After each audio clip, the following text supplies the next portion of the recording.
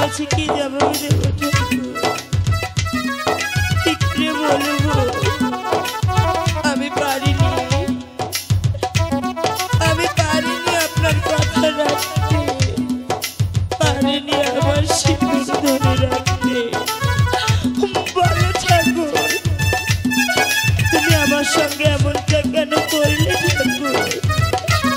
কি দোষ আমি করেছিলাম